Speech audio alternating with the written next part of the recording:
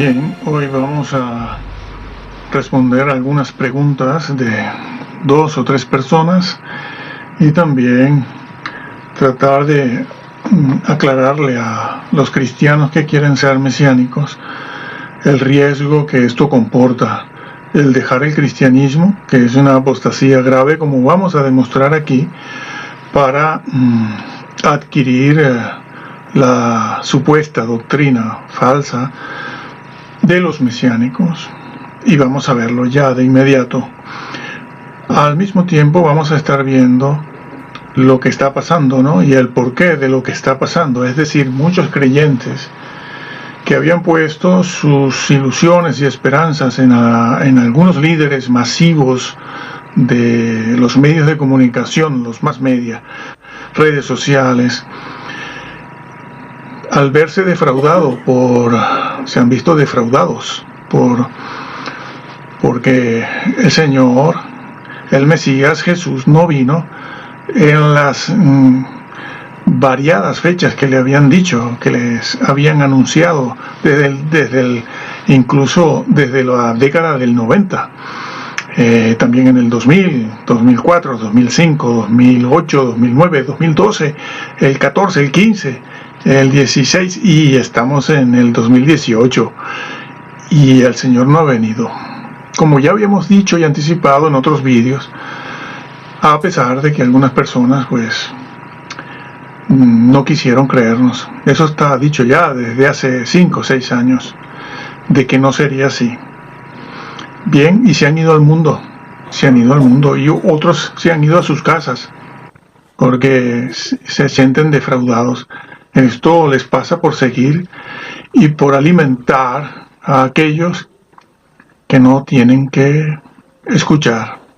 Bien, vamos a leer un versículo que está en Colosenses, la epístola del apóstol Pablo a los Colosenses, el capítulo 2, el versículo 9 dice: porque en él, en Jesús, habita corporalmente toda la plenitud de la deidad.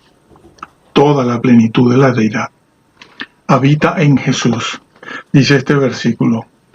Bueno, repito que el versículo dice eso, ¿no? Porque en él habita corporalmente toda la plenitud de la deidad. Tenemos que empezar por algún lado para hablar de lo que está sucediendo con tantos cristianos que se están yendo al mundo o a las sectas, y tantos cristianos que quieren hacerse judíos y hacerse mesiánicos, están con ganas de pasarse al mesianismo, negando así la deidad de Jesús y la Trinidad, negando la Trinidad. Es la peor de las apostasías que pueden ocurrir, la peor, y de ella no hay regreso. Porque eso es un pecado, es un error, es una equivocación de naturaleza espiritual que tiene que ver con la religión.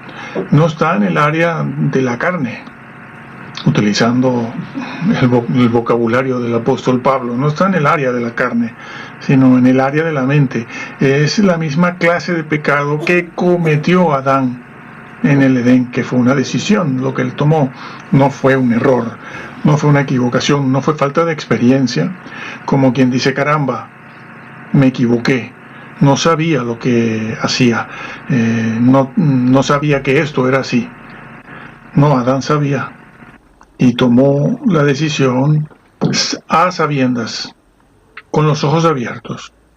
Él no se equivocó, él tomó una decisión que no fue un error. Es lo mismo que hicieron los ángeles cuando se rebelaron. Tampoco fue un error, tampoco fue una equivocación. Ellos sabían a lo que se exponían, ellos sabían que se rebelaban. No es como hubiera podido suceder en nuestro caso, aquí en nuestra vida cotidiana, cuando decimos: caramba, me equivoqué, lo siento, perdón, no sabía, ignoraba esto. No. Eso no pasó con Adán, ni pasó con los ángeles que cayeron. Así pues, el hombre tomó una decisión, y esto de pasarse a los mesiánicos, negando la Trinidad, negando la deidad de Jesús y diciendo que Jesús es un hombre divinizado, que es la doctrina de ellos. de los mesiánicos de ahora. Los de ahora, no los judíos ortodoxos, no lo confundamos. Los mesiánicos no son judíos ortodoxos, son mesiánicos. Ellos tienen un comienzo reciente en el siglo XVIII, la segunda mitad del siglo XVIII. Perdón, XIX, sí, siglo XIX. Tienen un comienzo y ahora están en auge. Cuanto más nos acerquemos hacia el final, el número de apostasías y de fenómenos de tipo mágico, encantador y la apostasía misma será cada vez todas esas cosas mayores, aumentarán. ¿Qué es lo que estamos viendo? ¿Qué es lo que estamos viendo? Así que esa es la situación. Muchos mesiánicos dicen, no todos, que Jesús es un hombre divinizado. Otros no lo ven como un hombre divinizado. Lo ven como un simple hombre. Hombre. Hemos visto recientemente, hace cosa de unas semanas, que vimos que hay mesiánicos que ni siquiera creen en la divinización del hombre Jesús, sino que lo ven como un hombre. Ahora bien, un hombre divinizado no puede ser redentor. Un hombre divinizado no redime a nadie. Vamos a ver por qué. Decir que Jesús, el Hijo de Dios, el Mesías, el ungido, el Cristo, es un hombre divinizado, es echar por tierra toda la obra de la redención, toda, absolutamente toda. Vamos a ver por qué. Y por eso es una de las mayores o la mayor herejía, apostasía en la que se puede caer, de la cual no hay retorno, Hay pecados de los cuales no hay retorno. Y este es uno de los mayores, por no decir que el mayor de las apostasías. Por lo general no lo hay, por lo general. Bien, ¿por qué un hombre divinizado no puede ser el Hijo de Dios? No puede ser el Redentor, no puede salvar a nadie. Estamos viendo que el apóstol Pablo, aquí en la epístola a los Colosenses, en el capítulo 2, el versículo 9, él dice, porque en él, en Jesús, habita corporalmente toda la plenitud de la deidad. Lo dice. ¿Por qué lo dice? Bien, se emplea el vocablo deidad, no divinidad. No está diciendo que en Jesús reside la divinización. No se refiere el apóstol Pablo aquí a un hombre divinizado, sino que está hablando de la deidad. En la Biblia y en el idioma en que fue escrito originalmente, aunque esto es una copia, lo que tenemos aquí es una copia de los originales, ya eso lo sabemos, se emplea el vocablo deidad para diferenciarlo del vocablo divinidad, que se emplea, por ejemplo, en Romanos 1:20, donde se dice que la naturaleza muestra las cualidades divinas de Dios. Precisamente, eso es. El vocablo deidad se emplea para hablar de lo que un ser es, en este caso Dios, lo que Dios es, no solo lo que hace, o no solo los atributos que tiene, las cosas que le caracterizan, sino lo que la persona es en esencia. Eso significa el vocablo deidad. Esa palabra deidad se usa para eso, para hablar de lo que la persona es, un ser es. Mientras que la palabra o el vocablo divinidad no se emplea para hablar de la esencia, sino de las cualidades de un ser, de una persona, en este caso, de un ser. Las cualidades divinas, como puede ser la fuerza, como puede ser el poder, como puede ser cualquier otro atributo, su presencia, su benignidad o su bondad. Para eso se emplea la palabra divinidad, no deidad, no, divinidad, para hablar de las cualidades, lo que la persona puede hace con las cosas que le caracterizan, lo que tiene tiene poder, tiene fortaleza, tiene fuerza, tiene la capacidad de hacer algo. Mientras que deidad no se refiere a eso. El vocablo deidad se refiere a lo que la persona es, la esencia. Yo soy, o Dios es, eso, deidad. ¿Qué significa eso? Bueno, Dios es que no hay más nadie como Él que sea Dios, por eso, ¿con qué lo vamos a comparar? Y Pablo le aplica a Jesús ese vocablo. No dice que es un ser divino o divinizado, dice que en Él habita la deidad total, corporalmente. Bueno, ¿por qué eso es así? Pablo lo está diciendo a raíz de varias cosas. Y continuamos diciendo por qué eso es así. Vámonos al huerto del Edén. ¿Quién pecó allí? ¿Pecó un hombre o un hombre divinizado? ¿O pecó un nefili? ¿O los nefilim? ¿Quién pecó? Pecó un hombre. La palabra que debemos usar para esto no es pecado, sino transgresión. ¿Quién transgredió? ¿Quién traspasó las leyes? ¿Quién desobedeció en el Edén? Un hombre mortal, como todos nosotros, como cualquiera de nosotros. Eso fue lo que sucedió allí, lo que pasó. Un hombre pecó. Entonces, a esa transgresión, a esa ley violada, le corresponde un castigo, es decir, una sentencia. Lo mismo sucede con nuestros jueces en nuestra sociedad. ¿Cuál era la sentencia? Que iba a caer sobre la primera pareja humana por la transgresión, la rebelión que ellos cometieron, la decisión que tomaron en contra de Dios. La sentencia era la muerte y la muerte eterna, las dos cosas. Es una muerte, pero es eterna. Es muerte eterna. Bien, esa era la sentencia que recaía sobre el hombre. No recaía sobre la culebra, no recaía sobre Satanás. Recayó sobre el hombre y es eterna.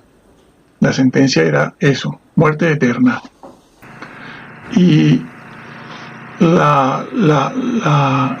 inmediatamente después viene la promesa de restauración, es decir, de redención, sobre quién iba a recaer el trabajo, la obra de la redención.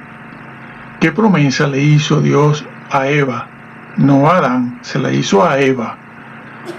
Le dijo que un hombre de su simiente, pues tiene que ser un hombre normal. De su simiente nacería aquel que iba a redimir la creación entera, el universo entero, No solo el hombre y la tierra, no, es el universo. Como dice Romanos 8, si mal no recuerdo, Romanos 8 creo que lo dice, la creación entera, toda, es decir, el cosmos, cayó en vanidad debido al pecado del hombre. Y la creación toda espera la redención de los hijos de Dios para volver a recuperar, a recuperar su antiguo propósito con el cual fue hecho. El propósito ya existía, pero se ha venido a menos a causa del pecado y la rebelión de los ángeles caídos, de los ángeles que se rebelaron y del hombre mismo. Bien, la promesa de redención fue hecho un hijo de María, un hijo de mujer, en este caso María. Eso no es un hombre divinizado, eso es un hombre, un ser humano normal, como nosotros. No, ¿por qué así? Porque un hombre divinizado no fue el que pecó, un hombre divinizado no fue el que cayó. No puede obrar la redención un hombre que no sea hombre, el mismo que cayó. Los ángeles, por eso los arcángeles, es un error decir que un arcángel es un redentor, porque los arcángeles no pecaron. No hay redención para los arcángeles. En el huerto del Edén no pecó un arcángel.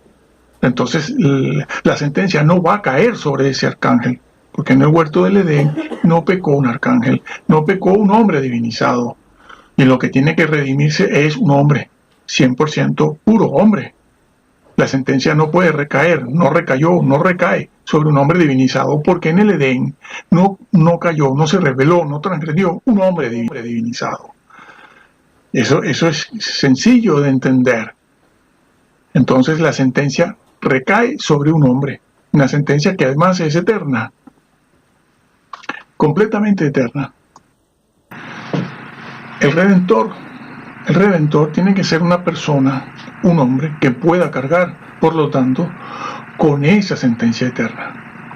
No es simplemente una sentencia que tiene un comienzo y tiene un fin, es eterna, es completa, es infinita. ¿Por qué? Porque la ley que se quebrantó era una ley eterna. No estemos pensando erradamente, como les han enseñado, que todo esto va a pasar. No, todo esto que estamos viendo es eterno. De hecho, tiene que ser restaurado. Mi palabra no pasará, dijo el Señor. El Señor lo dijo, mi palabra no pasará. Cielo y tierra pasarán para dar lugar a una tierra nueva, a un cielo nuevo, superior a este. Pero no pasará. Las leyes de Dios son eternas. ¿Por qué? Porque son un reflejo de Él mismo. Él es eterno. Y la sentencia, por eso la sentencia que Él le dio al hombre, que el hombre era un ser material, era eterna. ¿Y quién ha de restaurar? ¿Quién ha de pagar por esa sentencia? El hombre tendría que estar eternamente condenado lejos de Dios a eso que llamamos el infierno. A eso que tantos cristianos niegan. Bueno, y pseudo cristianos también lo niegan, ¿no? Pero el infierno es necesario, muy necesario, para todos los que se rebelan contra Dios. Bueno, pues eso, quien tiene que cargar con la sentencia es un ser que tenga la capacidad, una capacidad que le permita soportar algo que es eterno, y es la sentencia. ¿Quién puede ser? Los hombres no tenemos esa condición que nos permita soportar una sentencia eterna y pagar por ella, de tal manera que al pagar esa deuda, esa sentencia, pueda restaurar el universo a su condición original y acabar con esta injusticia que tenemos, con esta injusticia, con esta muerte sin sentido, y acabar en forma definitiva. ¿Quién puede? ¿Quién puede acercarse a Dios y decir yo pago por todos ellos?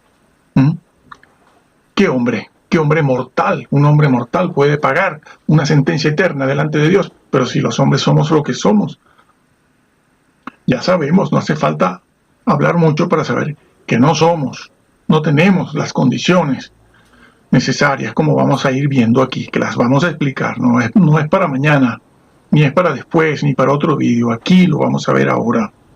Bien. Aparte de eso, hacía falta un hombre que pudiera tener la condición necesaria para entrar en el lugar santísimo. Sí, eso que hizo Jesús, eso que niegan muchos, ¿no? Que dicen que Él no entró hasta 1843, 44, después dicen que sí entró, pero que no entró del todo, en fin. Bueno, alguien tenía que entrar en el lugar santísimo para mediar, para desempeñar la función de intercesor, mediador e intercesor. Los dos vocablos se le aplican a Jesús y se le aplican al Espíritu Santo mismo, No hagan diferencia, la diferencia que hacen algunos romanistas, que dicen que Jesús es mediador, pero los intercesores son los santos. Búsquese en una concordancia el vocablo tan sencillo como esto. No tienen que saber griego ni hebreo, ni tener el doctorado, que por aquí tenemos la licenciatura y otras cosas más. Bueno, pues en una concordancia busquen el vocablo interceder o intercesión y verán que el Espíritu Santo también intercede por nosotros, por los hombres. No tenemos que recurrir a otro hombre, y que Jesús también intercede y también media. Señores, lean la Biblia, está escrito, y se cree lo que está escrito en la Biblia, no fuera de ella. Lo que está escrito por los padres apostólicos y de la Iglesia sirve para corroborar lo que está escrito ya en la Biblia, al mismo tiempo de ver qué era lo importante en en los primeros siglos. Los padres de la iglesia son vitales y los padres apostólicos son vitales conocerlos, sí, sí. Sobre todo hoy en día, porque nos aportan datos que necesitamos y que favorecen la doctrina bíblica que tenemos desde hace muchos siglos. Pues bien, eso es. Pues seguimos diciendo, ¿qué hombre, qué persona reúne las condiciones necesarias para entrar en ese lugar cuando vemos que ni siquiera Moisés o los sacerdotes, o mejor dicho, el sumo sacerdote que entraba una vez al año en el lugar santísimo, tenía que hacerlo con mucho cuidado, bien preparado? El que fuese elegido para ese momento y esa oportunidad tenía que ser un sumo sacerdote escogido y bien preparado, y hacer solo lo que tenía que hacer en ese momento sin distracciones algunas, porque si no moría en el acto. Sépase que el sacerdote que irrespetara en algún aspecto el lugar santísimo estando dentro, lo sacaban con una cuerda porque nadie podía entrar allí. Lo sacaban con una cuerda, y si no era el sumo sacerdote y si osaba entrar, moría en el acto. Acuérdese de Usa, que en medio del jolgorio y el baile y toda la alegría y el gozo que tenían el rey David y el mismo Usa, porque estaban llevando el arca a su lugar definitivo, la tocó, y a Dios no le importó que bailaran, que gozaran, que tocaran instrumentos. Murió en el acto. ¿Por qué? Porque la obediencia está por encima de la música, por encima de la danza. Danzar no es obedecer. ¿No se han dado cuenta de eso? Es que los predicadores de masas, de las redes sociales, no hablan de esto, no les dicen nada para que ustedes no se marchen y no dejen de dar el diezmo, porque si no ellos pierden su clientela, aunque muchos de ellos ya en este momento ya no tienen que vivir del diezmo. Antiguamente sí, pero ya tienen mucho dinero, ya han recogido bastante durante 20 años, 15, 20 años, 30 años. Y no quieren que ustedes se marchen, porque ellos perderían la clientela, la gente que les ve, que les aplauden, y pierden su crédito pastoral. No les van a hablar de esto. Pero por encima de la danza, por encima del baile, por encima del jolgorio, los instrumentos, las orquestas, las caídas, los manguerazos, y las visiones y todo esto, está la obediencia. Por eso Usa perdió su vida allí, porque estaban haciendo algo de manera incorrecta, y lo mismo le pasó. No. Eso de decir que es cosa del Antiguo Testamento, no, porque el Señor hizo un juicio fulminante sobre dos cristianos. Por ejemplo, Ananías y Zafira. Sí, allí, en una cosa que no sabía nadie, sí, pero Dios lo estaba viendo. Pensemos que nuestro juicio va a ser y tener esas características. Eso es un botón de muestra, porque también los cristianos son muy listos hoy en día. Bueno, estos cristianos que se han convertido en los últimos 25 años hacia acá, son muy vivos. Dicen, bueno, eso pasó en el Antiguo Testamento con Usa. No, y en el Nuevo. Bueno, eso de nuevo solo fue una vez. No, es un botón de muestra. Un botón de muestra. Pasó muchas veces más, pero no es nuestro tema aquí. Pero sépase que eso es así. Así es. Bueno, retomó lo que veníamos diciendo. ¿Qué hombre va a entrar en el lugar santísimo entonces? No hay hombre que entre a mediar delante del Señor en el tabernáculo, en el lugar santísimo celestial, el celestial, como está escrito, dicho, afirmado en Hebreos 9, los primeros 6, 8, 10 versículos. Allí se dice, alguien tenía que entrar allí a mediar. ¿Quién va a hacerlo? Cualquier hombre. Sabemos quiénes somos, lo que llevamos por dentro. Alguien osa estar en la presencia de Dios allá arriba. Pero si Isaías, Ezequiel, no soportaban la presencia casi ni de un arcángel, ¿quién osa mediar por los hombres? Tiene que ser un ser imperfecto. ¿Quién de nosotros? Los profetas no lo eran, no eran perfectos. De hecho, muchos que empezaron bien terminaron mal. Tenía que ser un santo un ser santo. Y esa es la razón por la que Jesús, delante de los judíos, le dijo: ¿quién de vosotros me redarguye de pecado? ¿Ah? Y por eso se le dijo a María y a José: el santo ser que nacerá. No hay que esperar, como enseñan los mesiánicos, a la divinización después de su muerte, la de Jesús, para verlo como un santo. Tenía que ser santo antes. Y un hombre normal no lo es. Un hombre normal, hijo de José y María, como enseñan los mesiánicos, no tiene la clase de santidad necesaria para mediar por los hombres, como sí tenía Jesús esa santidad, ¿sí? Para mediar, para entrar en el lugar santísimo celestial, para mediar por los hombres. Como hombre hacía falta la misma clase de santidad que tiene Dios mismo. Los ángeles no la tienen, no tienen esa santidad, Dios mío. Los ángeles tienen una porción de santidad, una medida de santidad como la tenemos nosotros cuando recibimos el Espíritu Santo. Tan es así que en el libro de Job se dice que Dios puede ver necedad, limitación en sus criaturas angelicales. Y tan es así que los ángeles cayeron. ¿Por qué? Porque ellos tienen una medida de santidad, no tienen la santidad absoluta que tiene Dios y que tenía Jesús. No la tenían, no tienen los arcángeles esa santidad. Tienen una medida de santidad que pueden guardar, cultivar o pueden ir contra ella. De hecho, fueron contra ella. Por eso cayeron. Serafines, arcángeles, ángeles, cayeron, sí. Dios no cae. ¿Por qué?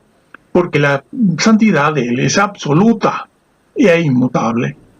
Y Jesús, cuando dijo: ¿quién de vosotros me redarguye de pecado?, estaba diciendo eso. No estaba diciendo lo que creen muchos creyentes hoy en día. Bueno, los que conocen ese versículo, porque algunos con 10 años en el Evangelio todavía no lo han leído.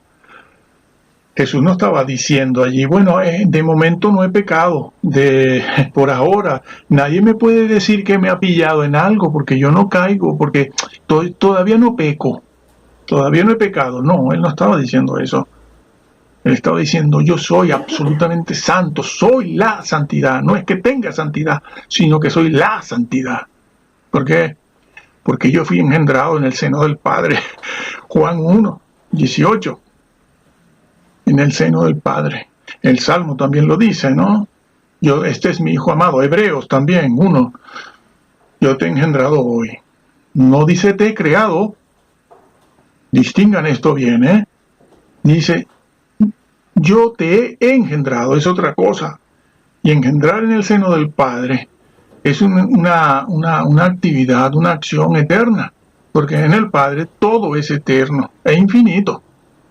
Por eso Jesús tiene deidad. Lo que está diciendo el apóstol Pablo: en Él habita la plenitud de la divinización, de la divinidad, no, de la deidad. La Biblia es clara, fue inspirada por Dios. Los copistas no se equivocaron aquí. De eso hablaremos luego. Pero bien, Jesús no estaba diciendo: bueno, de momento no he pecado. No, estaba diciendo: ¿quién de vosotros me redarguye de pecado? Yo soy santo absolutamente. Eso fue lo que se le dijo a José y a María, la madre del Señor. Le dijeron: el santo ser que nacerá. El santo ser, pero no es un hombre normal. Es Dios asumiendo naturaleza humana. No es que Dios se hizo hombre, eso es un error, otro error de los mesiánicos. Decir que los cristianos enseñan que Dios se hizo hombre. No, nosotros no enseñamos que Dios se hizo hombre, sino que Dios asumió, es diferente, asumió naturaleza humana en el Hijo, en su Hijo, el que Él engendró en el seno, en el seno del Padre. No se crean los ángeles no salen del seno del Padre. Ni los arcángeles, ni los serafines, ni los querubines. Lo que sale, estos seres, arcángeles, ángeles, serafines, etc., salen de la mano de Dios, no del seno. En el seno solo está, como la misma Biblia lo dice, el Evangelio de Juan, el capítulo 1, dice: en el seno del Padre habita el Hijo de Dios. Él le ha dado a conocer. El unigénito Hijo mejor dicho, el unigénito Dios que está en el seno del Padre. Eso está en Juan. En Hebreos y en los Salmos se dice que fue engendrado allí en el seno. En el seno del Padre no hay arcángeles, no hay serafines ni querubines, solo hay un hombre que tiene deidad, el Hijo de Dios. Allí no entra nadie. Cuando él dijo, del Padre vengo y al Padre voy, estaba diciendo eso, señores. No apostaten negando la deidad de Jesús, porque de esa apostasía no hay regreso. En el 90% de los casos no hay regreso. Es una desviación que cada vez pronuncia mayor su deriva. Y terminan sacrificando corderos. Sí, sacrificando corderos, amigos. Y primero dicen que no harán eso. No, sí lo hacen. Pues eso, el Señor lo dijo, en el seno del Padre. Fue engendrado, no creado. No fue creado. Jesús no es creado, es engendrado. Por eso Él tiene la santidad que tiene la deidad mismo. Pues eso es lo que lo hace redentor. Eso es lo que le permite entrar, le permitió entrar en el lugar santísimo, el celestial, no el terrenal, el celestial. Que ya sabemos que hay uno terrenal. A ver, señores.